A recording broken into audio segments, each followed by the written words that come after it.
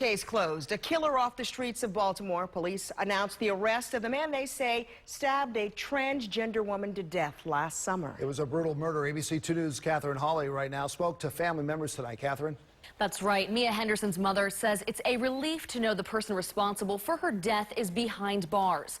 For more than a year, loved ones waited for closure, and now they want justice. Early morning last July, officers serving a warrant found Mia Henderson's body in this alley behind Piedmont Avenue. Court documents say the 26-year-old was lying in a pool of blood. Investigators say Henderson, who was previously known as Kevin Long, was stabbed in the chest, arms, and back. She was stabbed multiple times during a violent altercation. Mia fought back, and thank God that she fought back, because we were able to close this case with a DNA hit when DNA was recovered from underneath her fingertips and later matched to our suspect. He wouldn't give details about what led up to the brutal stabbing, but according to charging documents, suspect Sean Oliver was first picked up by officers back in January. The 44-year-old told police, quote, he had not recently been scratched or clawed around his neck and shoulders, even though police never asked about any injuries.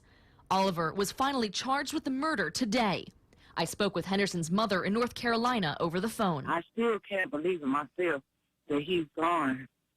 I'm just happy that they caught the person who killed my son. The last 386 days have been hard for the family, and while the arrest is welcome news, it won't bring Henderson back.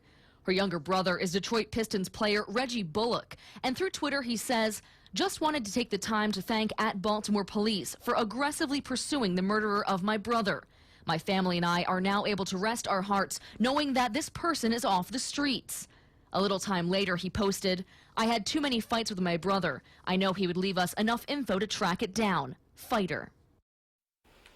Now, Oliver is already behind bars for an unrelated case. He's charged with first-degree murder, second-degree murder, and assault for Henderson's death.